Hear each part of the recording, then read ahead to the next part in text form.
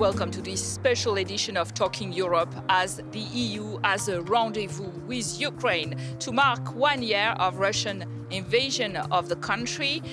We'll be following a delegation into Ukraine, especially the diplomacy chief, Josep Borrell, who will be our guide on this journey. Let's take a flight. Aboard this plane, 15 European commissioners accompanying President von der Leyen for a landmark diplomatic summit in Ukraine. It's a country Josep Borrell knows well. Europe's top diplomat was last here in April 2022. I came here a few weeks after the war began, just as Ukrainian forces managed to push the Russians back from Kyiv. We could see the charred carcasses of Russian tanks in the streets, which were littered with black body bags. It was a critical moment because Russian troops had come to Kyiv's doorstep and had been pushed back. What do you think has changed since?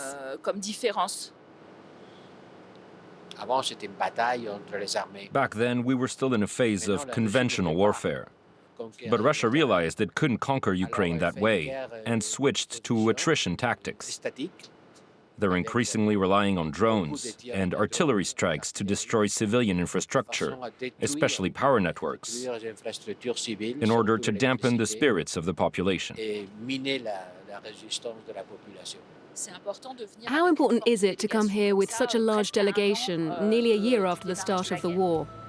It sends a strong message of support to Ukraine.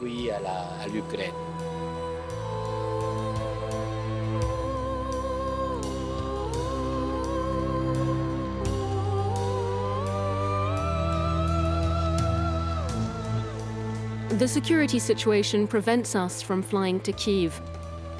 Instead, we have to take a train from Poland.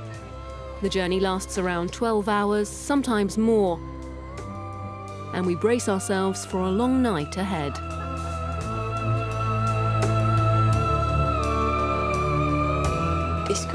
Announcing a European summit in advance, doesn't that raise security issues? Honestly, we're in very good hands here, and it's impossible to keep it a secret when we have over 100 people attending. It's all very well organized. You'll see. The train stops several times. Sometimes it even backtracks for a bit. It's quite a different experience compared to the French high-speed trains, right? Western countries have ramped up their support in recent weeks, green-lighting the delivery of tanks, including the German-made Leopard 2.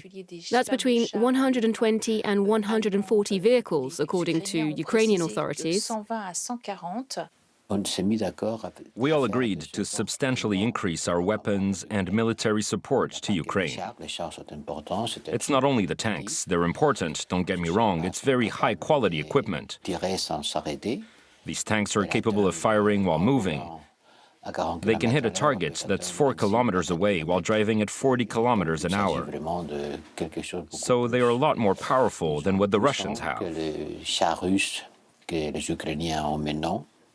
But there's also Caesar cannons, anti-air missiles, portable artillery, and troop transport vehicles. And France will also be sending Leclerc tanks. First, we need to train Ukrainian troops on how to use them. And that involves a lot of logistics. If we send 5, 6, 7 different types of tanks, things will get very complicated. So I think we shouldn't send more than 2 or 3 different models. Can we expect new announcements on military training during this visit? Right when the war began, member states agreed to start a training mission in Ukraine. We should have done it sooner. We could see the conflict coming for months. We launched the program after the start of the war with the aim of training 15,000 soldiers in Poland, Germany, and Spain. Now we want to double that number. We can see the benefits. It's working well. So we are hoping to train around 30,000 troops in the EU.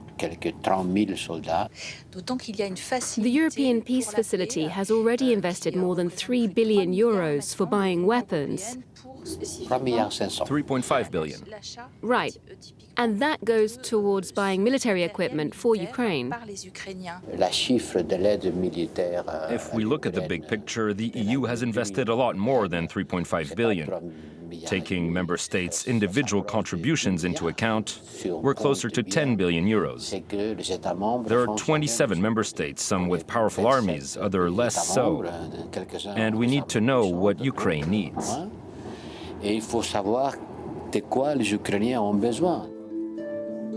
After arriving in Kyiv, Josep Borrell heads straight into a bilateral meeting with the Ukrainian Prime Minister. Then it's time for the summit to kick off. European commissioners, foreign ministers, and President Zelensky exchange views and debate on issues that will shape the future of Ukraine. The country's top diplomat clearly sees his EU counterpart as a strong ally. I expect from Josep Borrell only one thing: to remain Josep Borrell.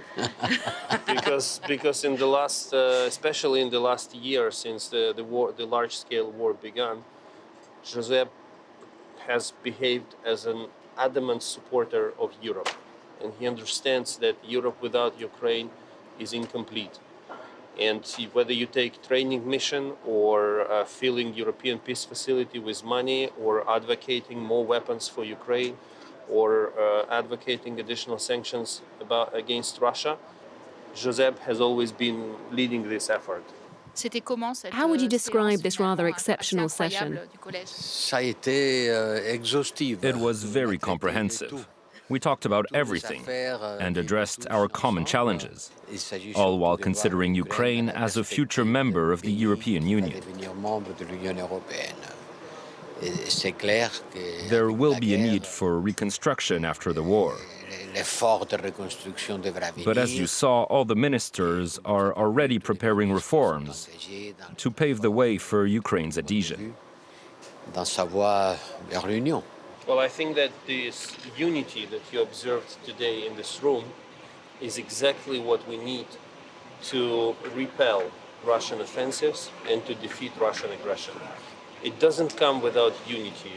One unity has to be ensured within the European Union, but another kind of unity also between Ukraine and the EU. On the second day of his visit, the High Representative heads to the outskirts of the capital to meet with a demining team. Russian troops were recently pushed back from this forest, but left it filled to the brim with explosives. In order to find and dismantle landmines, these men are using brand new equipment financed by Brussels. You're welcome to have a look inside.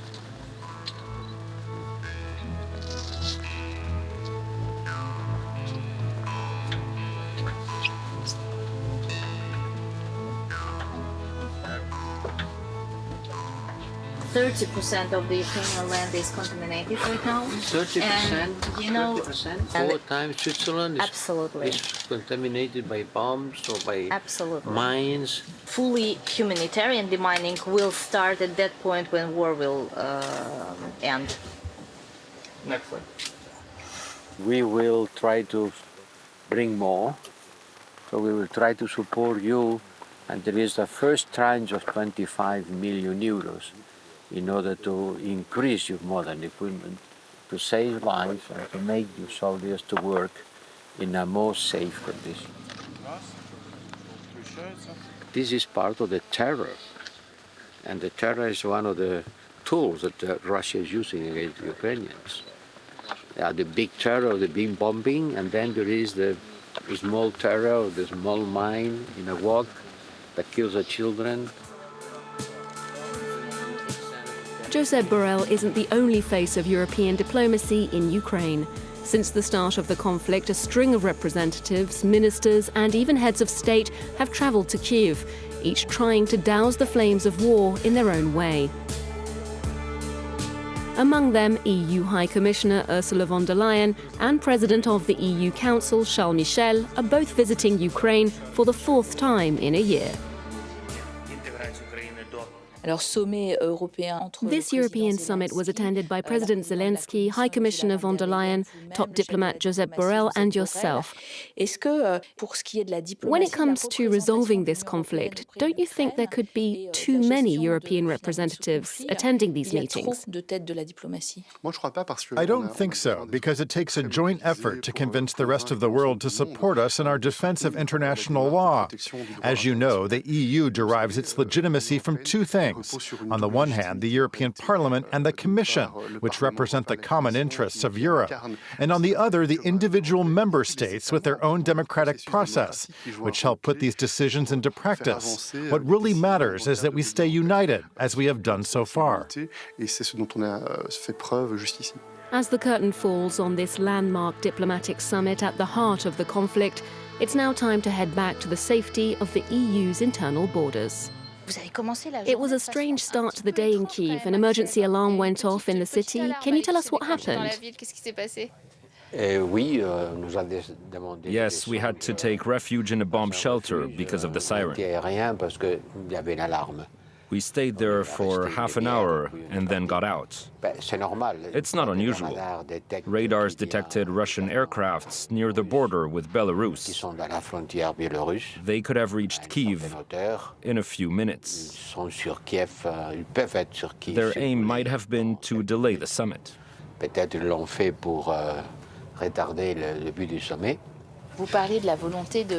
You spoke of Ukraine's desire to join the European Union.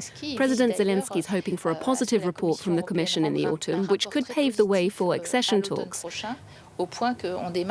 Some ministers mentioned a 2-year timeline. Is that realistic for a country at war? Ukraine could have ended up in Russia's sphere of influence, much like Belarus. But with the latest developments, Ukraine will certainly join the European Union. In 1, 2, or 3 years, I don't know. It depends on the conflicts, which is preventing the necessary reforms. It will depend on the country's ability to reform. But Ukraine has made its position clear. And I think the EU has as well. There's a high price to pay, especially regarding the cost of energy, which continues to rise for Europeans. We don't have a choice. We can't continue to import Russian gas like nothing happened. And alternatives are obviously more expensive. Costs have begun to drop after being inflated by speculation in August. And we are now back to pre-war prices. But we need to think of this as a geopolitical statement about our role in the world. You said that the EU has already invested nearly 60 billion euros, including through member states' individual contributions. But the US has done a lot more, including supplying weapons. Do you think that matters more to President Zelensky? Europe contributed around 40% of US military aid to Ukraine. If we add everything up, the EU actually does more. And we also need to take into account the cost of hosting nearly 5 million Ukrainian refugees. With 40% of Ukraine's infrastructure destroyed, isn't it too ambitious to start rebuilding during the war? I don't think so. If you live in a house that's been bombed, you don't want to wait until the war is over to fix it. There are cranes everywhere starting to rebuild what's been destroyed. But the great rebuilds will come after the war. The philosopher Clausewitz once said, war is the continuation of policy through other means. Do you think that applies to Putin's war? You correctly called it Putin's war, because it was him who wanted it. It's the result of an imperialist worldview, an attempt to recreate a greater Russia. He's the only one responsible. But of course, all wars end with diplomacy in one way or another. And we are pursuing that path. Emphasizing military aid doesn't mean we're not trying everything we can to reach a peace agreement. But you need both sides in order to make peace. For war, one side is enough. One of your tasks as High Representative is to convince other countries that supporting Ukraine is the right thing to do. But we see that many African countries, as well as China, remain skeptical. We need to have more exchanges, more discussions, in order to convey information to these third-party countries. Many people agree in principle. They say the war is bad, Russia is bad. But for me, this war has extremely heavy consequences, and it affects all of Europe. There are heavy material and human consequences. But we must also look at the broader historical context. Some countries have built close links with Russia. In Africa, for instance, former European colonies. In Latin America, there's also a feeling that this is another war between the US, its Western allies, and Russia. We must fight this narrative. You know, international diplomacy is always a combination of moral values and self-interest. Governments care about national interests. People care about moral values. We need to make that distinction.